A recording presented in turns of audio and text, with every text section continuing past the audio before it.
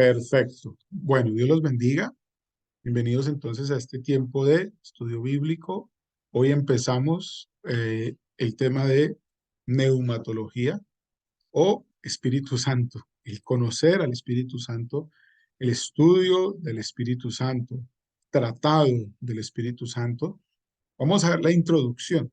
Introducción, vamos a tener varios temas con respecto a la obra del Espíritu Santo, el ministerio del Espíritu Santo, el trabajo del Espíritu Santo, quién es el Espíritu Santo, por qué es santo, por qué Jesús envió a su Espíritu. Y pues esto verdaderamente a mí personalmente me ha sido de mucha bendición estudiarlo y prepararlo para estar con ustedes. Entonces, pues vamos a tener claro un par de conceptos hoy. Vamos a hacer la clase o el curso de una hora y vamos a entrarnos en algo que es la doctrina. La doctrina es la revelación de Dios, es lo que Dios nos muestra, lo que Dios nos enseña a nosotros. ¿Y dónde está eso? La doctrina la encontramos en la palabra. Entonces es necesario que nosotros que vamos a estudiar este tema, Espíritu Santo, ¿quién eres? Pues nosotros también sepamos por qué se habla del Espíritu Santo, qué función tiene el Espíritu Santo en la iglesia hoy en día. ¿Y cómo es eso de que el Espíritu Santo aparece en Génesis 1, allí, porque el Espíritu se movía sobre la faz de las aguas, y en el último capítulo de la Biblia, Juan el apóstol nos dice, el Espíritu y la iglesia dicen, ven Señor Jesús. O sea, protagonista de A a Z, de inicio a fin. Ahora, el Espíritu Santo no es el alfa y el omega. El alfa y el omega es Jesús. Pero, oh sorpresa, el Espíritu Santo tiene tanta divinidad, tanta autoridad, tanta omnipotencia, tanta omnipresencia, tanta omnisciencia como lo tiene Dios Padre y como lo tiene Jesucristo. Entonces, en esta primera parte de esta clase de hoy, vamos a resumirla en tres partes. Vamos a ver, primero que todo, el por qué es necesario tener un fundamento clave y tener el fundamento que es acerca de la doctrina. ¿Ok? Entonces, esta vez no he preparado una diapositiva, voy a estar leyendo un texto que se los voy a compartir seguramente la semana próxima porque es un texto largo. Entonces, se los voy a mandar por PDF para que ustedes lo tengan. Entonces, ahí ustedes me deben estar viendo, sino que abrí aquí mi documento. Usted me confirma si se ve. Si me ve a mí, es que yo con la tecnología lucho mucho. Sí, sí se ve, pastor. Entonces, vamos a tener dos pasajes bíblicos en la mano. Primero el Salmo 11, verso 3, y uno del Nuevo Testamento, primer libro de Corintios, o carta a los Corintios, capítulo 3, verso 11. Salmos 11, verso 3, y primera de Corintios 3 al 11.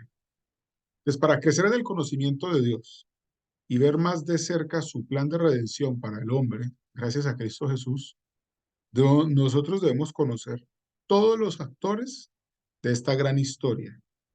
No podemos contentarnos con un ligero conocimiento sin profundizar en las bases de nuestra fe. Quiero que nos acerquemos a las bases de nuestra fe, al fundamento.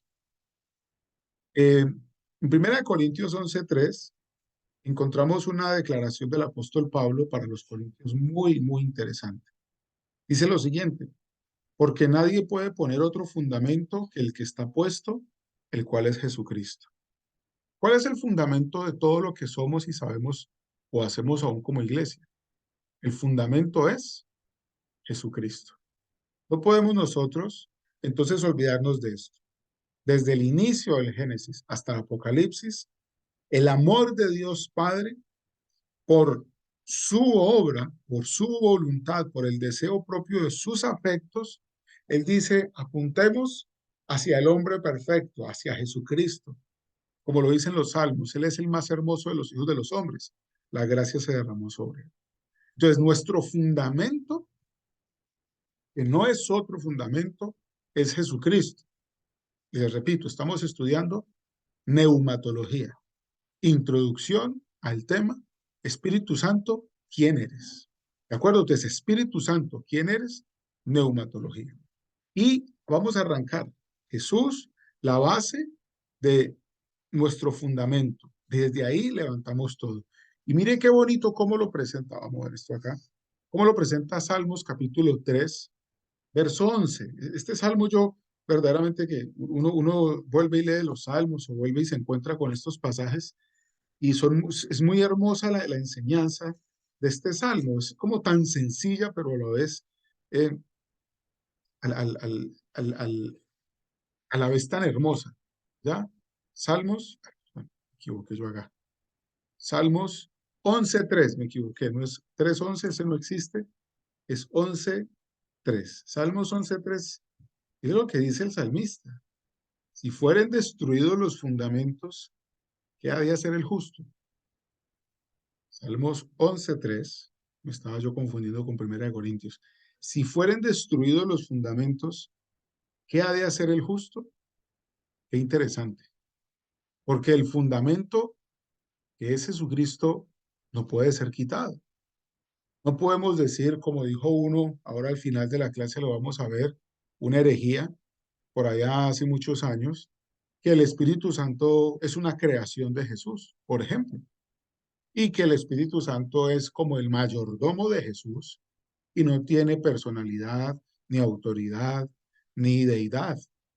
Y muchas cosas que se desconocen y por desconocerlas entonces se ha acrecentado una cantidad de movimientos sectarios, de herejías, de mentiras y muchas manipulaciones. ¿Por qué? Porque resulta que se fueron del fundamento. Nadie puede poner otro fundamento que el que ya está puesto, el cual es Jesucristo. Y en Salmos capítulo 11, verso 3, una hermosa pregunta que nos hace aquí después de decir lo siguiente: si fueran destruidos los fundamentos, ¿qué ha de hacer el justo? Quiero entonces invitarlos a que nos acerquemos a la palabra de Dios y vamos a ver un poco de doctrina aquí al inicio. Entonces, estudiando esto, tenemos que acercarnos a la palabra de doctrina, a la revelación de Dios para nosotros. A las personas que acaban de llegar a la clase, les invito a que participen y se vinculen poniendo la cámara. ¿Por qué les pido que pongan la cámara? Porque esto hace que ustedes estén, ¿sí? Ah, bueno, hay algunos que me dice mi esposa, mandó un mensaje que no pueden poner la cámara. Los que sí puedan, por favor, poner la cámara, que esto nos amplía el panorama aquí de los presentes. Sabemos que están aquí, los agradecemos. Entonces, no vamos a quitar los fundamentos. Y yo quiero que ustedes, como discípulos de Cristo, discipuladores a través de su palabra y de su espíritu, ¿con qué vamos a discipular? Con el fundamento. ¿Con cuál fundamento? Con Cristo. No nos vamos a inventar ahora otro fundamento. Mucho cuidado con eso. Entonces, como la doctrina de la revelación de Papá Dios, y esta la encontramos en su palabra, quiero que sepan que hay dos tipos de doctrina. Oiga bien, como esto está grabado, esto lo vamos a subir apenas, digamos, amén, lo colgamos a YouTube. Hay dos tipos de doctrina.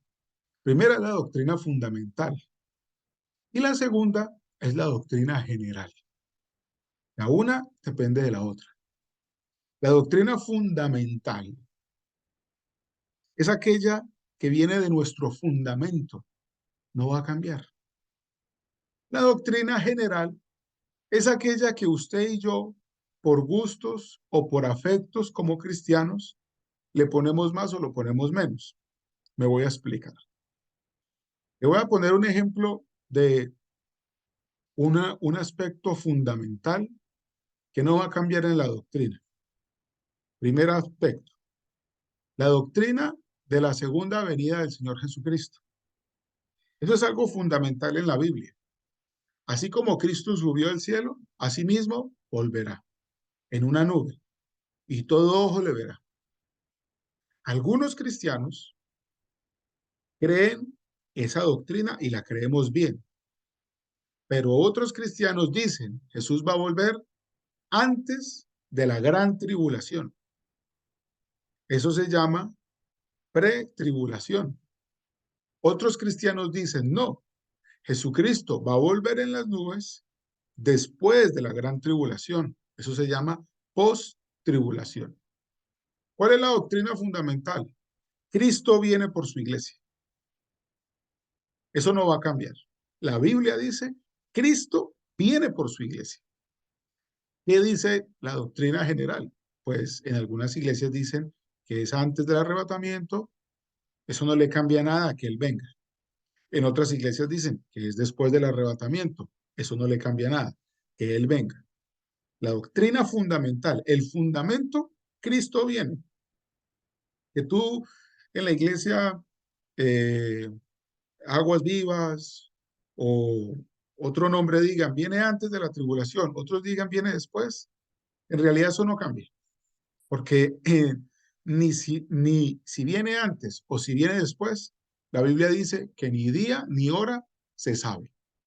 Sabemos que viene como ladrón en la noche, que va a ser algo fenomenal, pero no sabemos ni el día y la hora.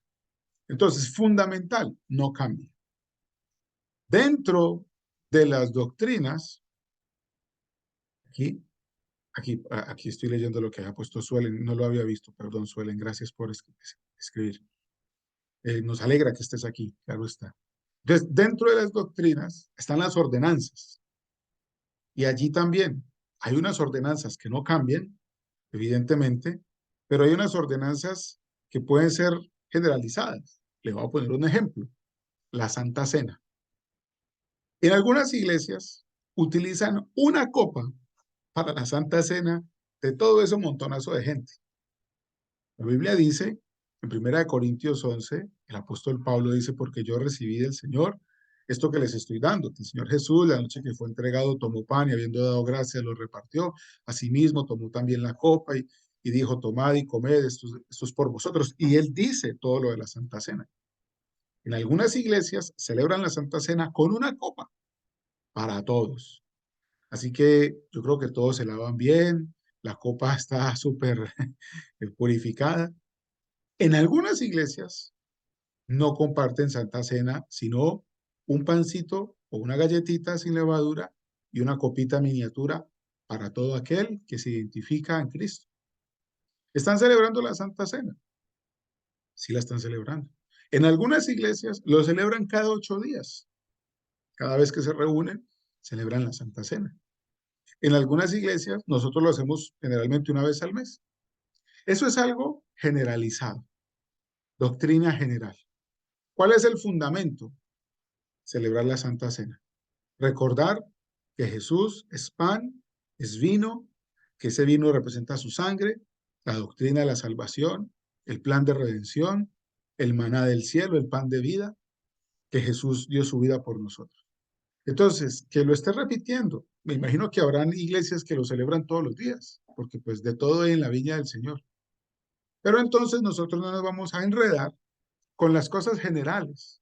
Por eso si usted se encuentra en una iglesia que ellos hacen la alabanza después del culto, pues usted no se arranque las canas que tiene porque usted la hace antes.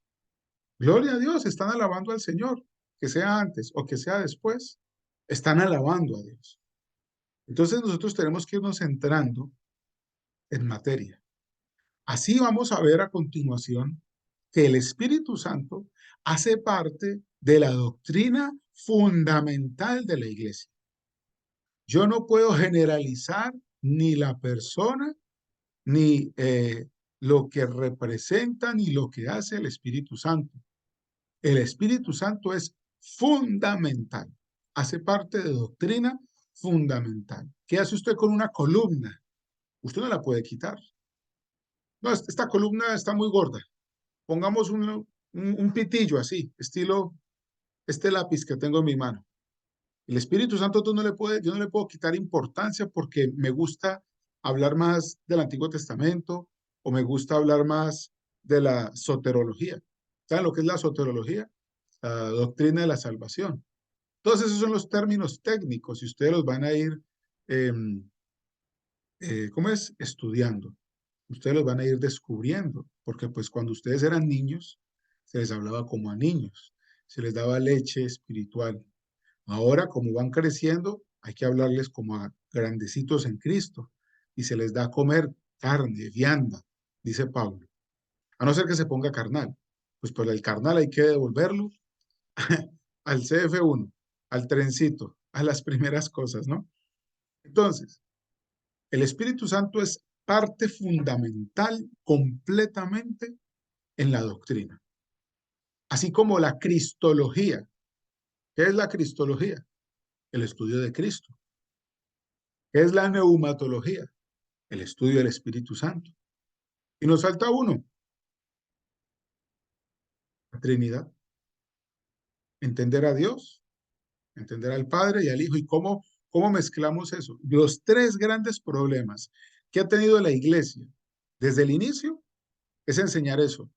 Dios Padre, Dios Hijo, Dios Espíritu Santo, enseñar el plan de salvación en Cristo Jesús, porque no hay otro en quien podamos ser salvos. Y segundo, ¿quién es el Espíritu Santo? Y el Espíritu Santo es doctrina fundamental.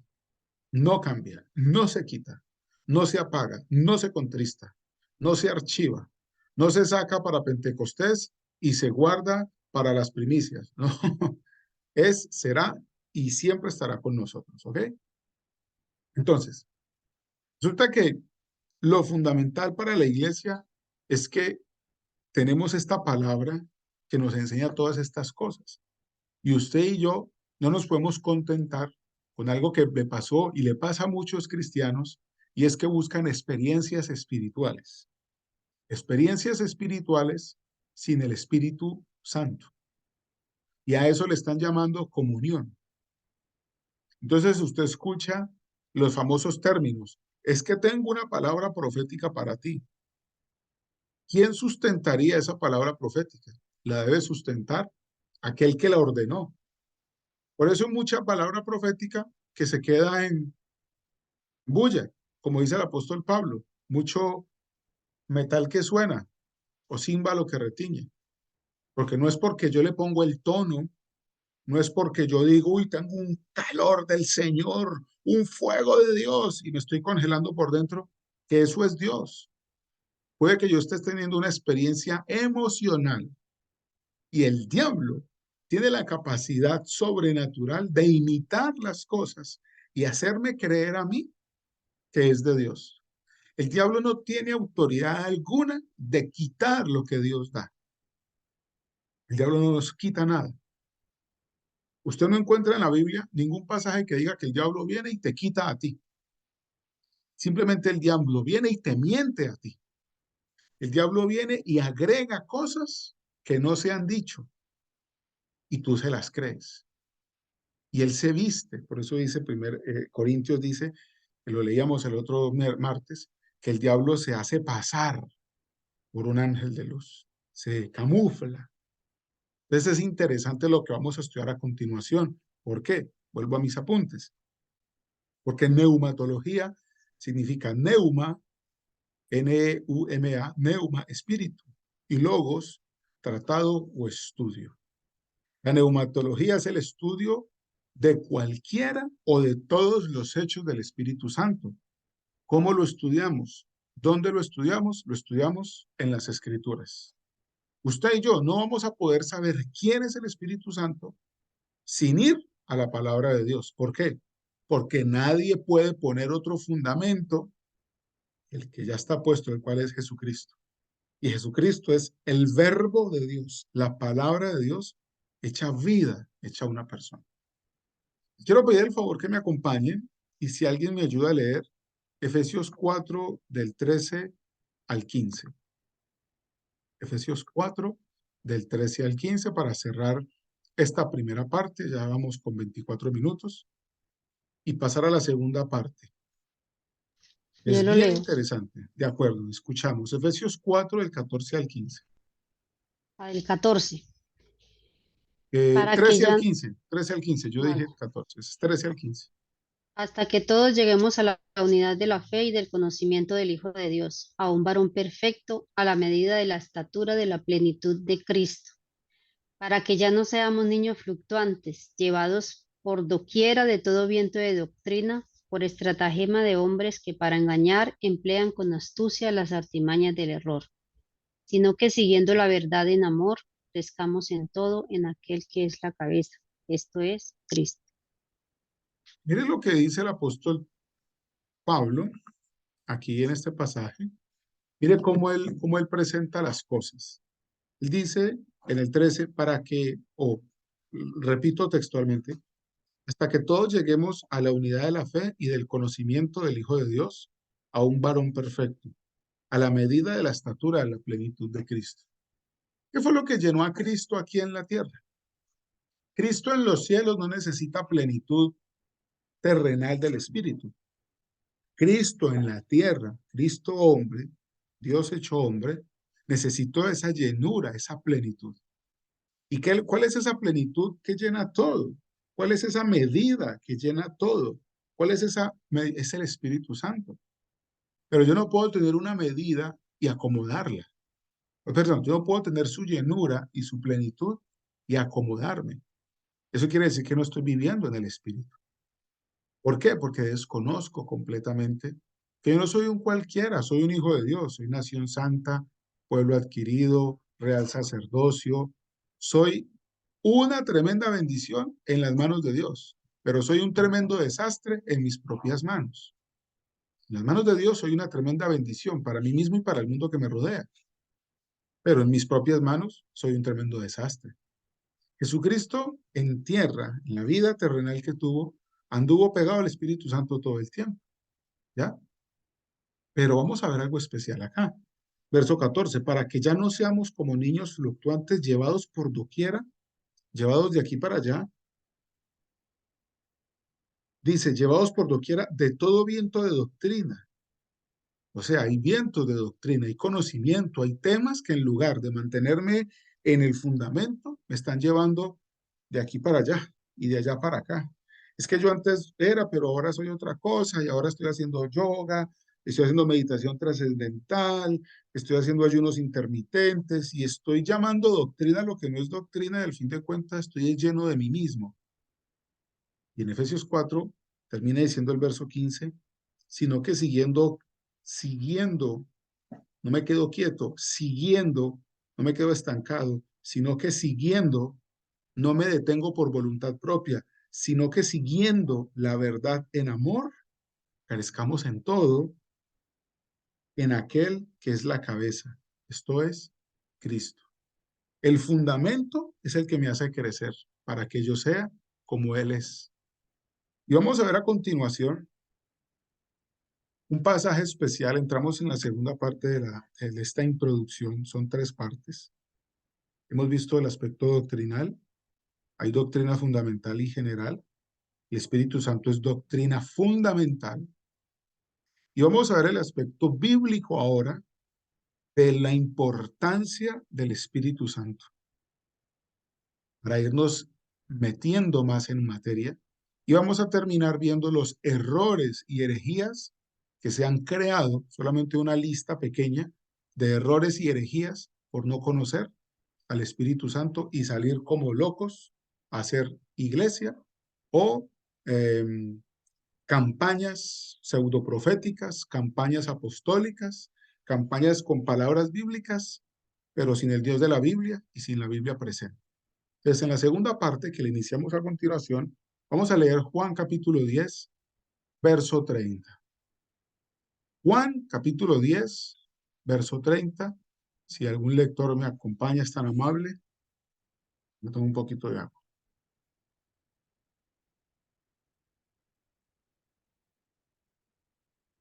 Evangelio de Juan, En- Entonces los judíos volvieron a tomar piedras para apedrearle.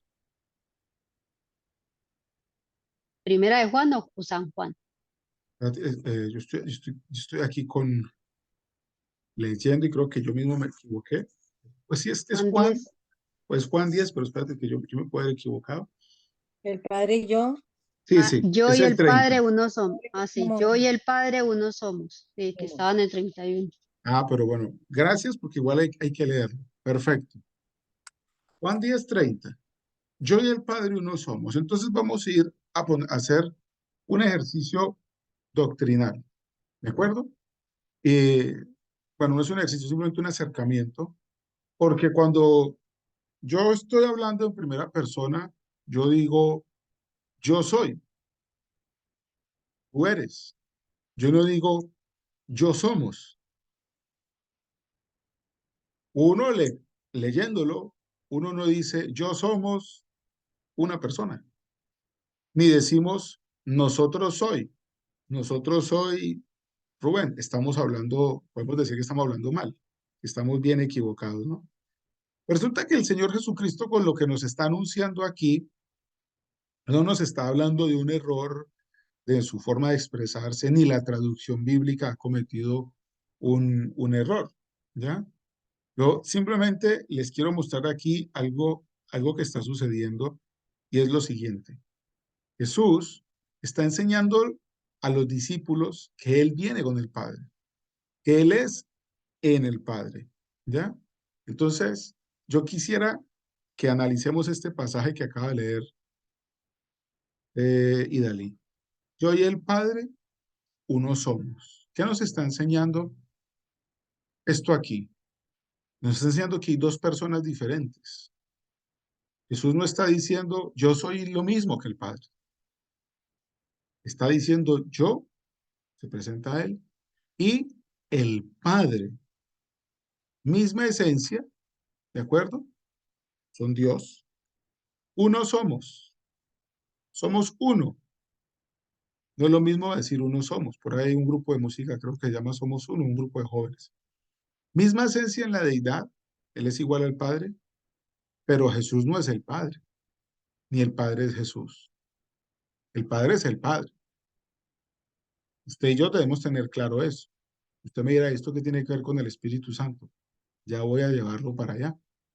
Porque aquí Jesús está declarando, yo y el Padre somos uno, o uno somos. Tenemos los mismos atributos, pero Él es el Padre y yo soy Jesús. Yo y el Padre, la misma divinidad, venimos del cielo, de la eternidad, antes de la eternidad. Tienen naturaleza divina. Uno en naturaleza. Podemos decir la siguiente expresión, son dioses. Podemos decirlo así, aunque no suena correcto. Tienen la misma naturaleza, pero la esencia de Jesús es una. La esencia del Padre es otra. Yo y el Padre y yo somos uno. Mire qué bonito. Vemos dos personas diferentes, porque Jesús presenta a dos personas diferentes, el Padre y Él. Esta clase está muy interesante. Yo sé que le va a sacar canas verdes, pero hay que pensar. Eso es lo rico de la palabra. Son dos personas diferentes, tienen una misma esencia en la deidad, son Dios, Jesús es Dios y Dios es Dios, Dios Padre, pero ni Jesús es el Padre ni el Padre es Jesús. Y ellos, a los judíos, se les alborota la cabeza. ¿Cómo? ¿Cómo que usted es Dios? ¿Cómo que usted y el Padre son uno? ¿Por qué lo quieren apedrear? Porque Dalí hizo bien en leer el verso 31 de Juan capítulo 10. Entonces los judíos volvieron a tomar piedras para apedrearle. Adivine usted por qué quisieron estos apedrear a Jesús. Otra vez. Porque para los judíos en aquella época, para ellos, la Torá, el Antiguo Testamento, Deuteronomio, ¿qué les enseña del Padre? Usted no ha escuchado la oración que ellos hacen. ¿O usted no ha escuchado el himno nacional de Israel? ¿Qué dice ese versículo? ¿Qué dice ellos cuando declaran la fe que tienen en Dios? ¿Usted no conoce? Shema Israel Adonai. Ustedes que tienen la visión de Tierra Santa. ¿Qué significa eso? Escucha, oye, escucha Israel.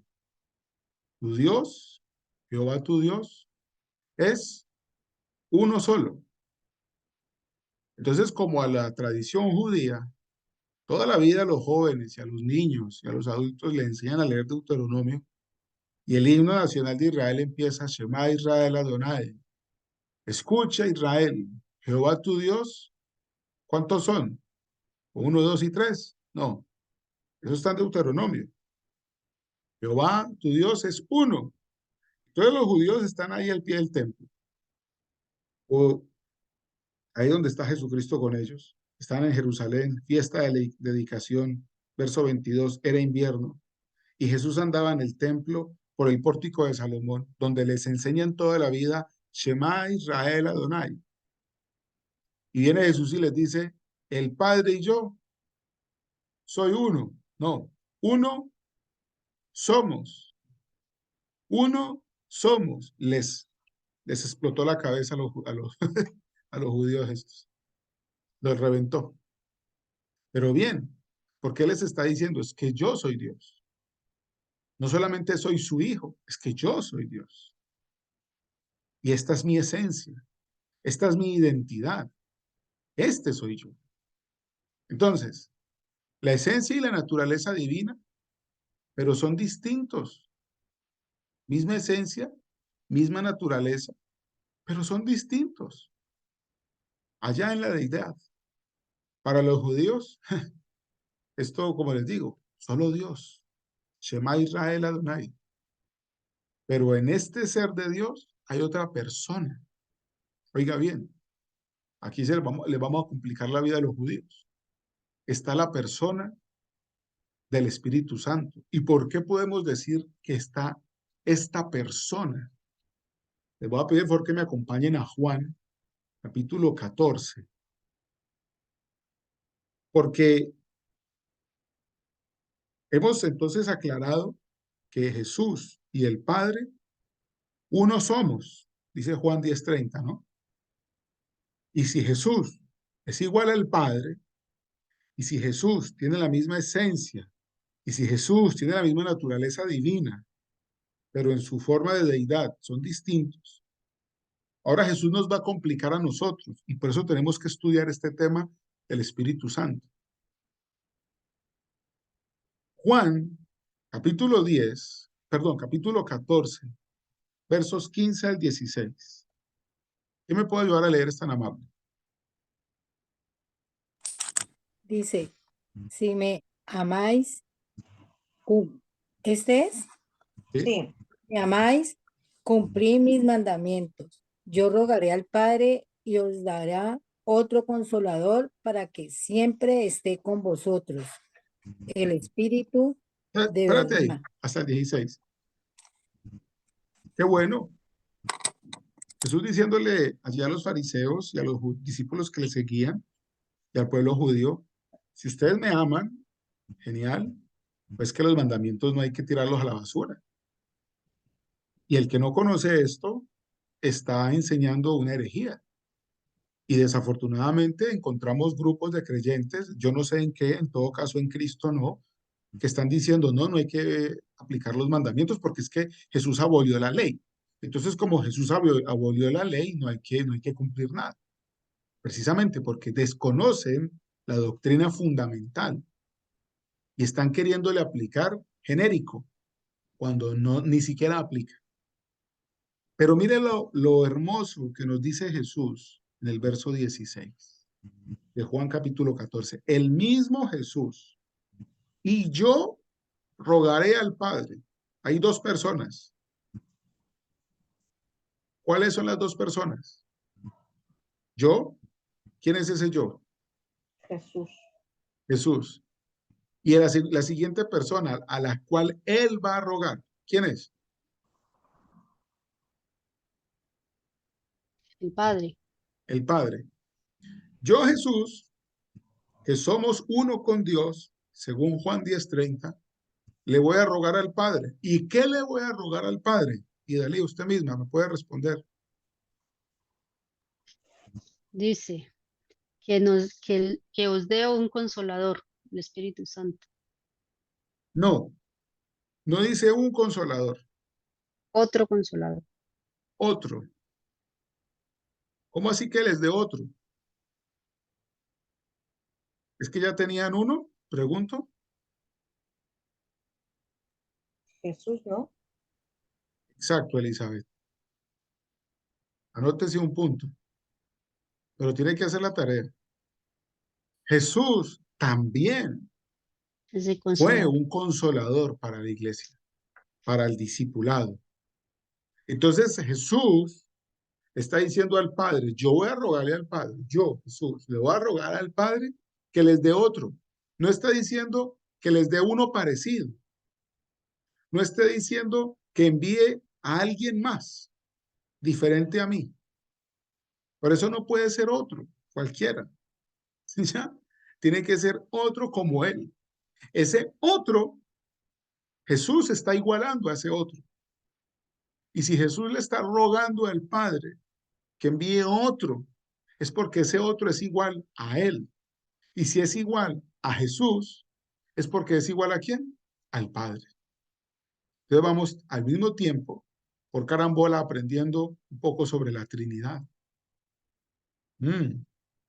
Esencia, divinidad, función, identidad. Mire qué especial, porque ahora vamos a empezar entonces. Imagínense, apenas vamos a empezar. Todo esto para la introducción. Yo rogaré al Padre y os dará otro consolador, consolador. Al partir Jesucristo, nos dice la Biblia, que habría otro que se quedaría con ellos y que los acompañaría y que los consolaría. La palabra griega que a veces encontramos es la palabra parácletos. Parácletos. Entonces, yo y el Padre, uno somos. Si Jesucristo es divino y Jesucristo dice, le voy a pedir al Padre que les envíe otro, es porque ese otro también es divino, de la misma categoría y que viene a ocupar el rol de Jesús igual que Jesús lo hizo. Divino no es una fuerza.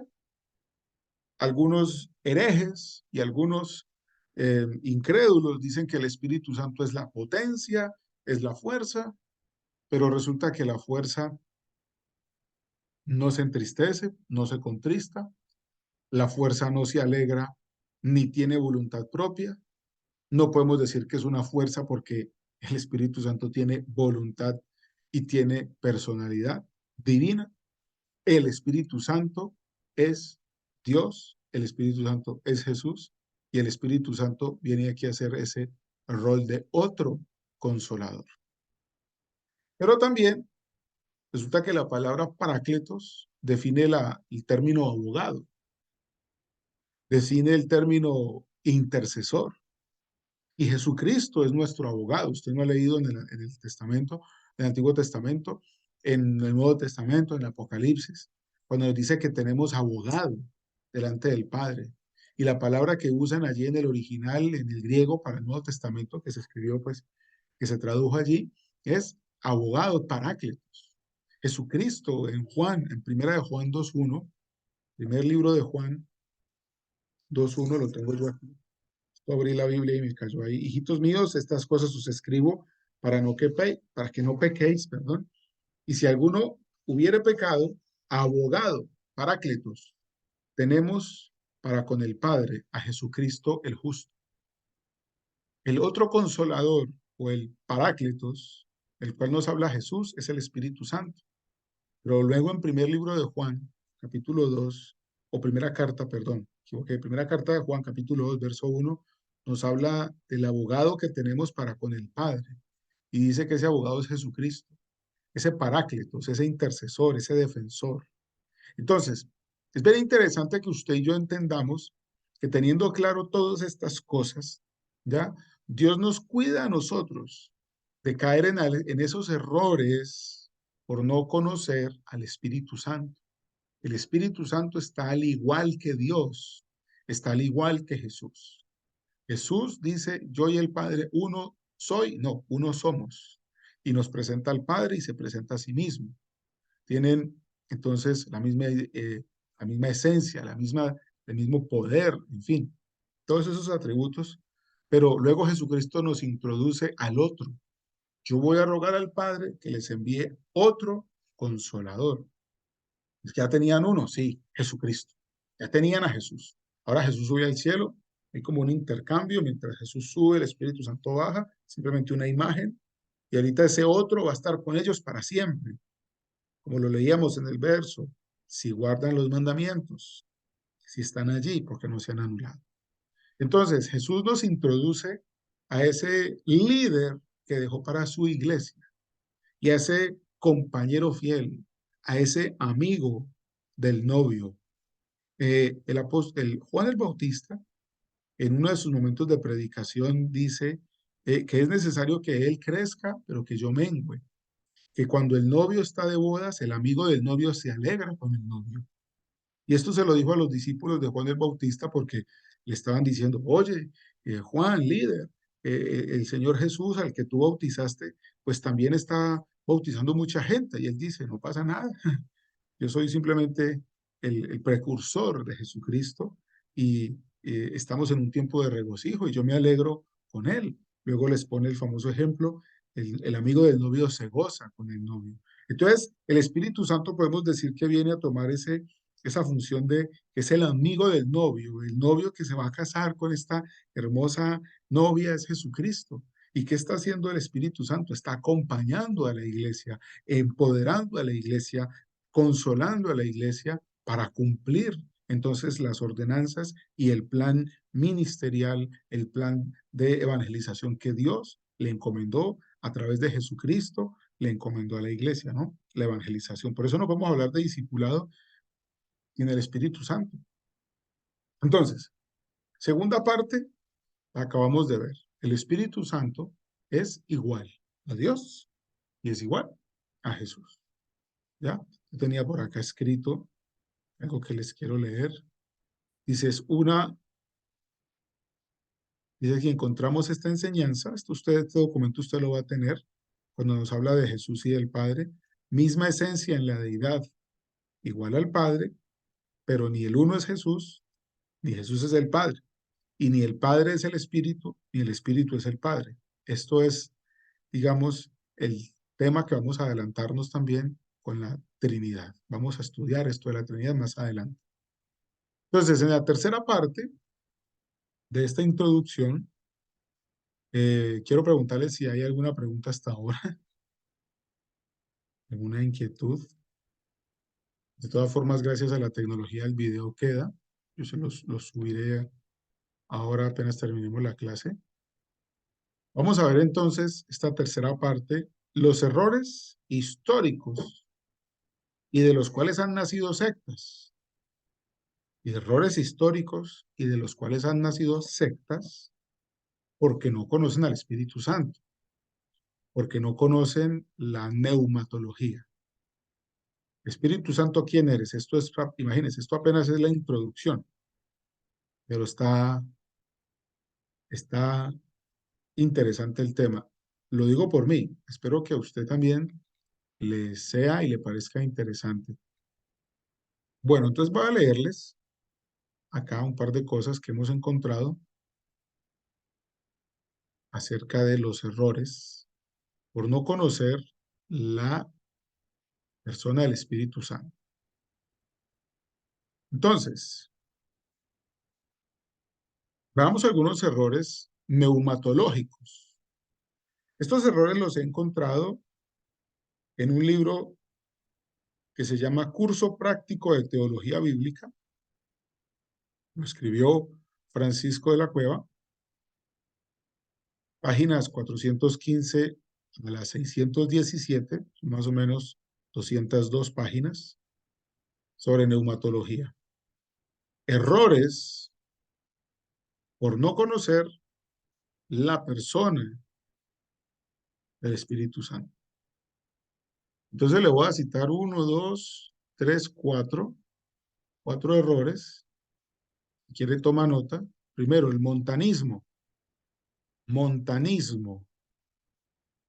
Los montanistas, o los montanistas, seguramente se dice así, hacían un énfasis muy anclado en la experiencia espiritual. ¿Y saben en qué año arrancó esta gente con la experiencia espiritual? Hace 1900 años, en el año 170. Montano, así se llamaba el fulano este, Montano, y dos mujeres más se autotitularon profetas. Anunciaron la era del Paráclitos o la era del Espíritu Santo, pero con nuevas revelaciones que ellos tenían. O sea, no las tenía la Biblia, las tenían ellos. Entonces ellos inventaron ese grupo, el montanismo, donde queriendo volver a la fuerza del Pentecostés, terminaron alejándose buscando experiencias pseudoespirituales. Montanismo. Primero, gran error. ¿Por qué? Porque se fueron a la experiencia. Qué curioso, les tengo que anunciar esto, que hoy en día hay iglesias muy grandes a nivel mundial, muy grandes, donde te invitan a tener una experiencia.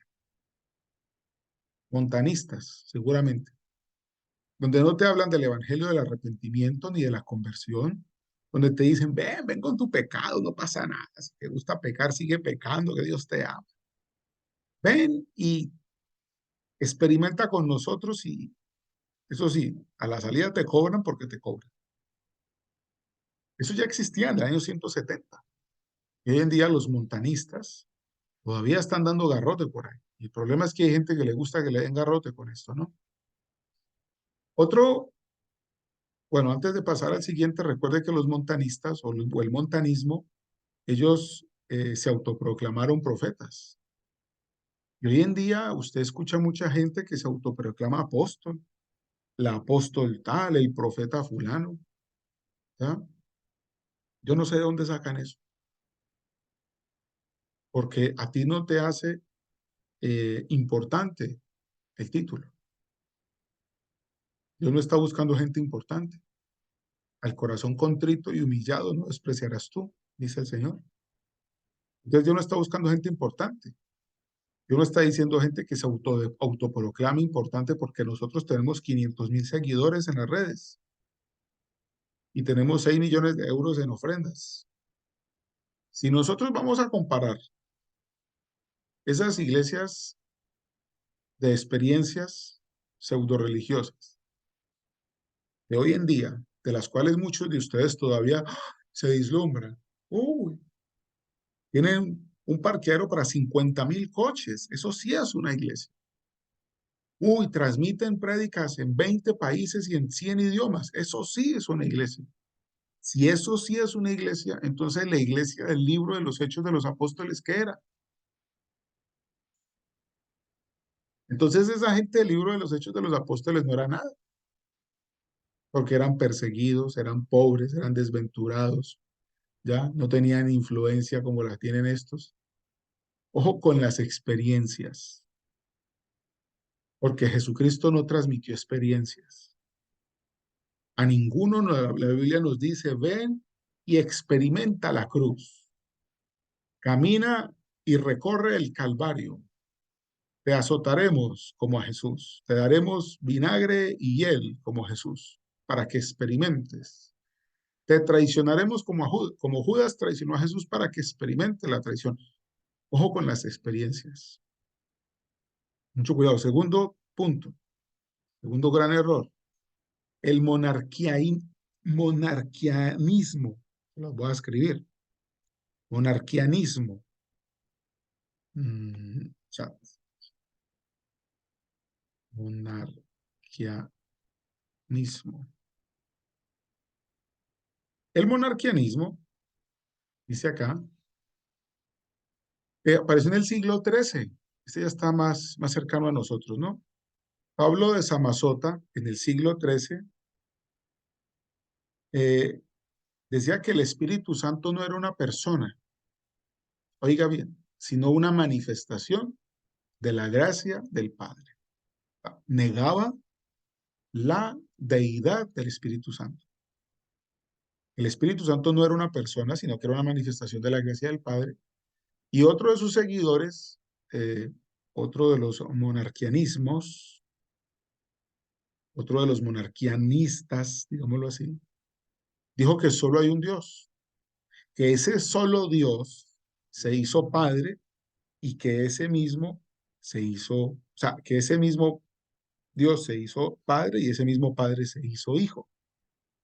¿A qué le suena esto parecido? Los del monarquianismo, a los pentecostales unicitarios. Los pentecostales unicitarios son hoy conocidos en el mundo entero con la siguiente expresión, los Jesús solo, así se llama. Y son evangélicos, y las mujeres tienen que ser de falda larga y vestido y nada de aretes, nada de maquillaje. Esas ahorran bastante porque el maquillaje y los vestidos son caros, ¿no? Y cabello largo, largo, largo, cabello largo, pero Jesús solo. O sea, ellos no creen en el Espíritu Santo, porque Dios se hizo Jesús y Jesús es Dios. No creen en el Espíritu Santo. Entonces son los pentecostales unicitarios o Jesús solo. Yo conocí una iglesia de Jesús solo. Tenían mucha gente.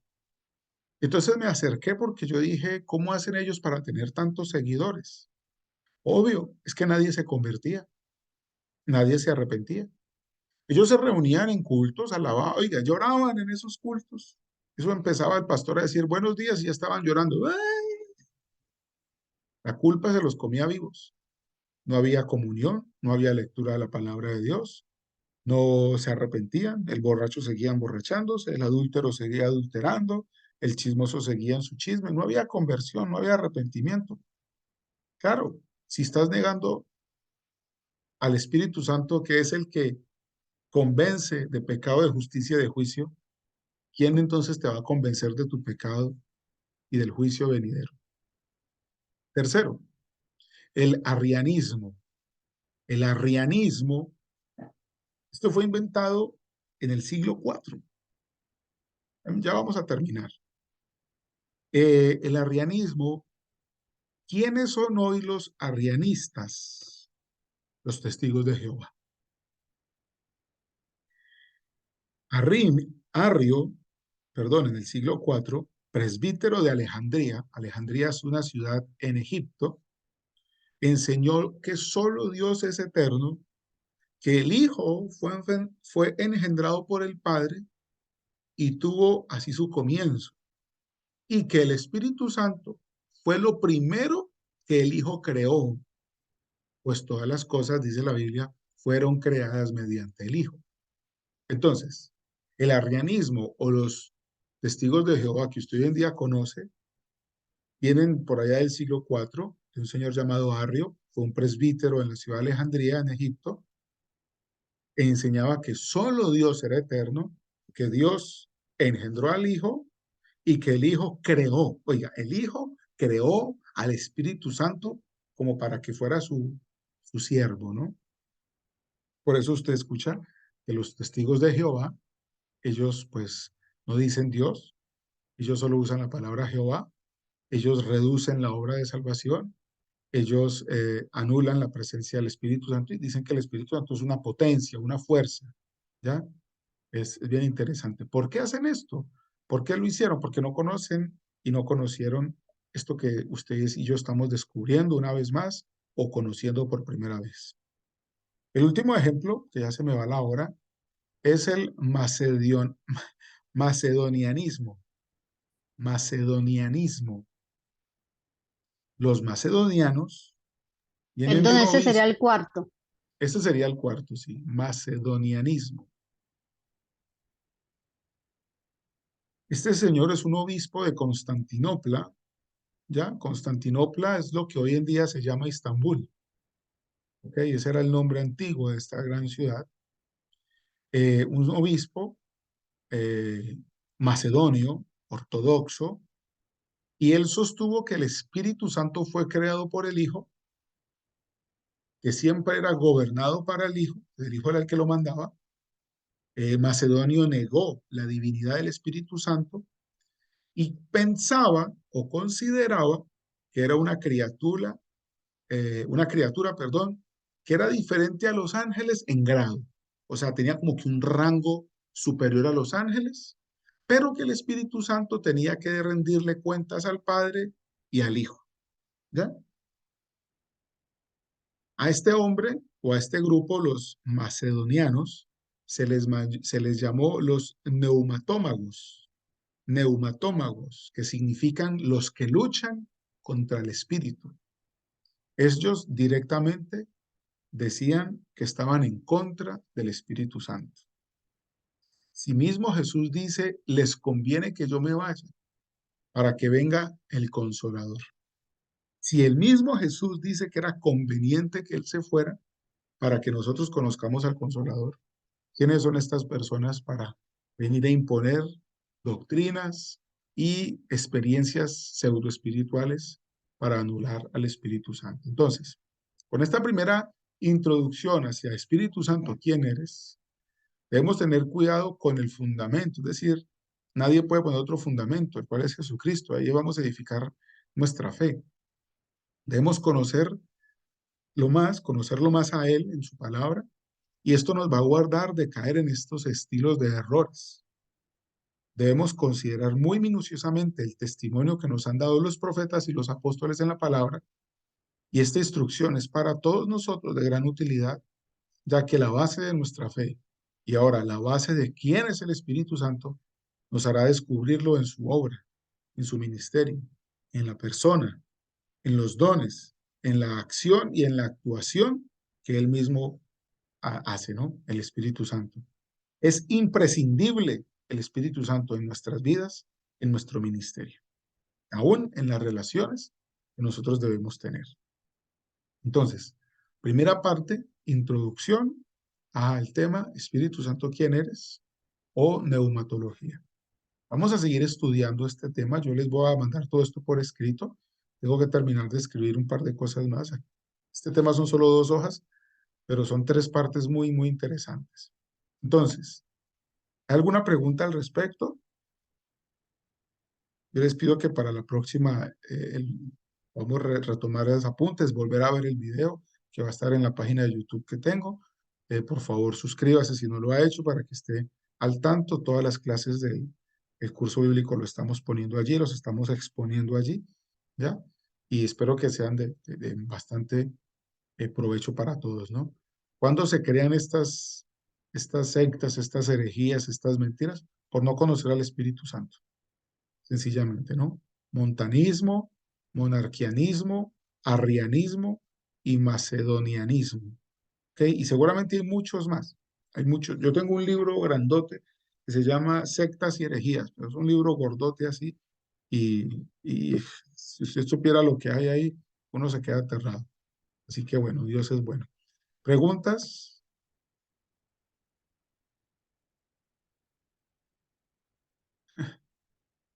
¿Cero preguntas? Bueno, entonces, ustedes deben estar leyendo el libro de los Hechos de los Apóstoles. Yo los invito a que continuemos entonces con todo lo que es Primera de Corintios, en la continuidad de la lectura de la palabra de Dios. Primera de Corintios, Segunda de Corintios, seguir leyendo, y también cuando terminemos de leer Primera y Segunda de Corintios, que no nos va a tardar mucho, recuerde que son 3 capítulos por día lo que tenemos que leer para tener un ritmo de lectura sostenido y sostenible. Vamos a lanzarnos al Antiguo Testamento, porque pues el Espíritu Santo, usted y yo lo vamos a encontrar desde el Antiguo Testamento. El Espíritu Santo está en nosotros, somos templo del Espíritu Santo, y una de las cosas que Dios va a quitar en este tiempo son todas esa fe basada o fundamentada en emociones, esa fe fundamentada en experiencias, en yo escuché, a mí me dijeron, a mí me enseñaron. Usted va a ir directamente, usted va a ser confrontado a través de la palabra de Dios, a través de su comunión personal con el Espíritu Santo. El objetivo es que usted ame a Dios y deteste el pecado. Así de sencillo. ¿De acuerdo? Vuelvo y pregunto, ¿una pregunta? ¿Alguna inquietud? ¿Algún aporte? Voy a quitar el anclaje. Creo que es... ¿Y qué se hace? Aquí. Bueno, vamos entonces a a dejar aquí por ahora y vamos a orar. Dile al Espíritu Santo que nos enamore. Esta primera introducción fue pesada de pronto. A mí me gustó mucho, pero yo sé que usted tiene la capacidad también de enamorarse de esta temática. Padre, te doy las gracias en el nombre de Cristo Jesús por haber enviado al Espíritu Santo, por haber respondido positivamente a ese ruego de Jesús de enviarnos tu Santo Espíritu. Gracias porque no estamos solos. Gracias porque tenemos un Paráclitos, un Consolador. Gracias porque nos revela muchas cosas y nos enseñas. Y gracias por venir a mostrarnos tu verdad, tu amor, papá, porque no podemos hacer un discipulado sin la persona de tu Espíritu presente, sin tu compañía. Sin ti, Espíritu Santo, no queremos ni ser ni hacer nada, papá. Gracias por enseñarnos y darnos fuerzas aún para conocer tu palabra y vivirla y disfrutarla. Pero primero que todo, aplicarla en nuestra vida, aplicarla con tu unción y tu poder. Gracias. Gracias, Espíritu Santo, por estos estudiantes. Yo los bendigo igualmente y te pido que tú nos acompañes en este resto de semana. En el nombre de Jesús y en el poder de tu Santo Espíritu te hemos orado. Amén y amén.